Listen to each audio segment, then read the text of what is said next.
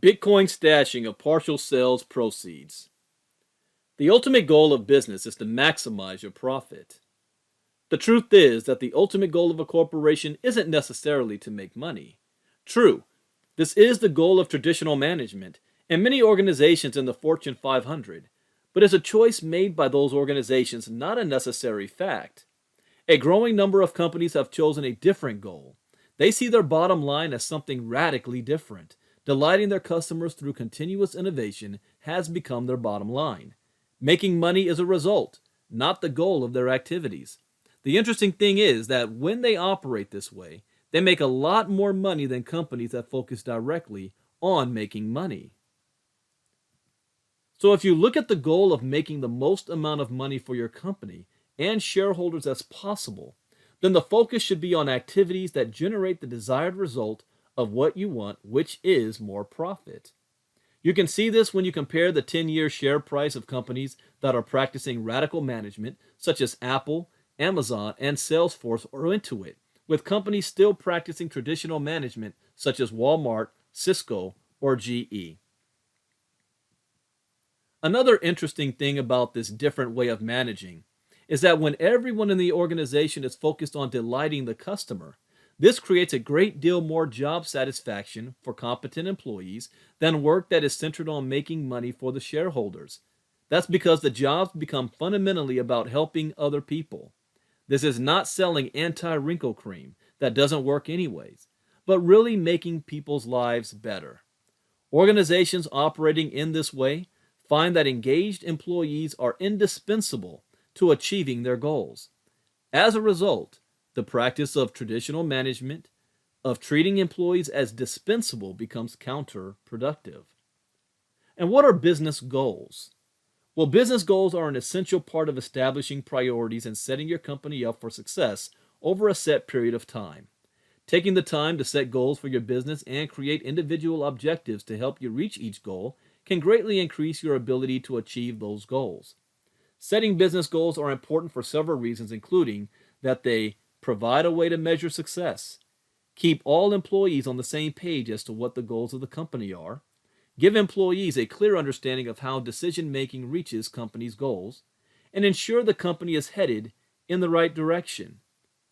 Here's some examples of short-term business goals. Increase product prices by 3% over the next 3 months. Hire 3 new marketing employees over the next 5 months. Increase traffic on your company's blog. Implement monthly giveaways for customers on social media. Begin an Employee of the Month award program. Select a charity to begin sponsoring. Create a profile on a new social media channel. And increase social media posting to 3 times a week. Here's some examples of long-term business goals. Increase the total income of your company by 10% over the next 2 years. Increase overall brand awareness. Open 3 new office locations throughout the United States and the world. Hire 50 new employees nationwide. Or even develop and launch 3 new products.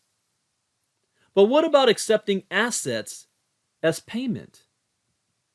So we go back to the beginning of what the ultimate goal is for a business, and that is to make as much money as possible, whether by focusing on returns for shareholders, by focusing on the product, employees, or the customers. What if you focus on how you are getting paid and what you do with the money once you get paid? What if the choice of payment can help you to make more or lose more money over time? What if you were able to double your profit without doing anything different than just changing what currency you are accepting payment with? Now, accepting assets as payment. Traditionally, you offer a product for sale. Your customer comes to buy your product and they pay with either cash, check, credit, or debit card. The end result is a transaction of fiat money or US dollars for your product. As you sell more products, your earnings grow. However, what happens to the value of your earnings over time? Cash loses its value year over year, so you will need to sell more products year over year just to maintain the same value you started with. This transaction ritual is necessary because your customer's choice of payment is fiat money. What if there was another option? What if you allow customers to pay for your product with an asset that is not fiat money? Examples of assets traditionally have been residential flats, jewelry, cars. And for businesses and organizations, it can be your factory building, plant and machineries, or your corporate office. But a few definitions of assets describe it as a useful or valuable thing, person, or quality. Another definition says it is property owned by a person or company, regarded as having value and available to meet debts, commitments, or legacies that can be sold into fiat money or cash. Assets have been used traditionally as a hedge against the volatility of fiat cash that loses value over time. Assets allow you to be able to hold or even increase the value of your wealth. The problem for a business is that your customer is not going to walk into your business and purchase your product with a house, car, paintings, or stocks. They have cash. Another example of this is we know that wealthy individuals, in fact, the most wealthy individuals, never have cash on hand. They always turn their cash into assets for safe storage over time. And those assets can be precious metals, gold and silver. It could be stocks and bonds. It could be even real estate and property. The whole goal is to protect your money in a volatile fiat world. The stock market can go down. You can have inflation. But there is a new asset class that the wealthy and institutions are investing in, and that is cryptocurrencies. We call cryptocurrencies internet gold or digital gold for that matter. But now the people have access to this new asset class, and they're using it in their day-to-day lives. For the first time in modern history, a new payment solutions has been created with cryptocurrencies that make it easy for a customer to possess and transact within an asset class. Your customer is not walking around with a stock portfolio wallet or a gold and silver wallet to make purchases.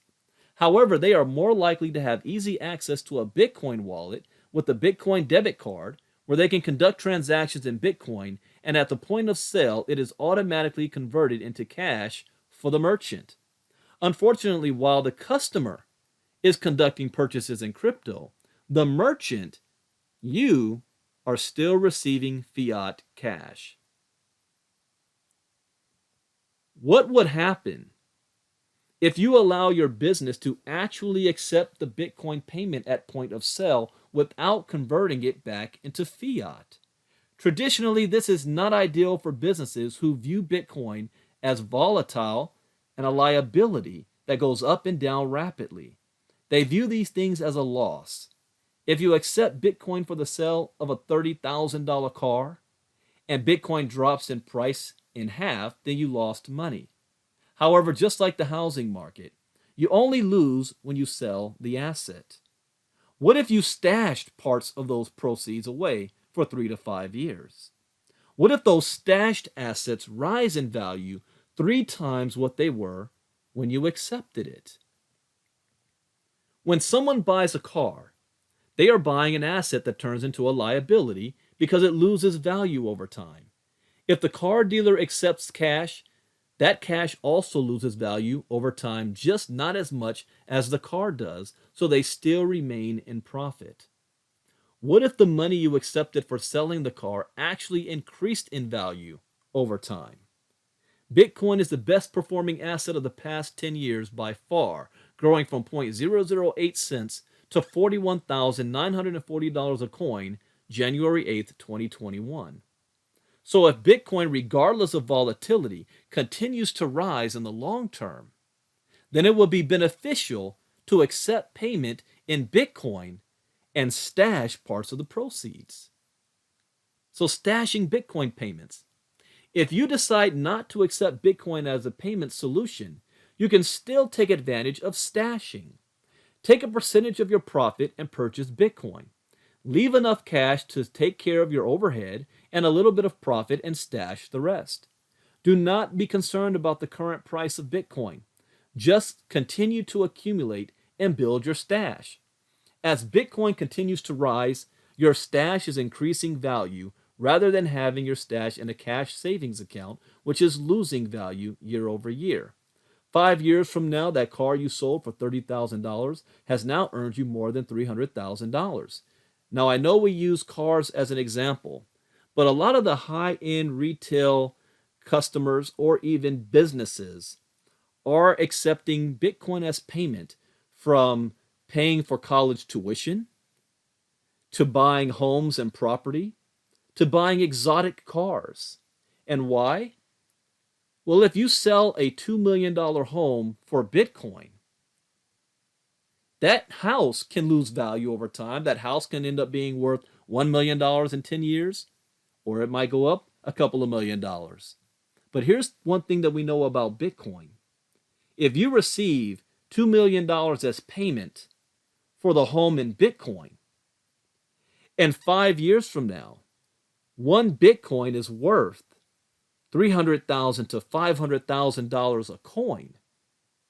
And at the point of sale, when you sold that house for 2 million Bitcoin, that might have gotten you maybe 50 Bitcoin.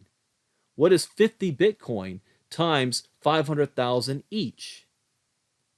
So the house you sold 5 years ago has now generated a return for you far, far more than when you originally sold it.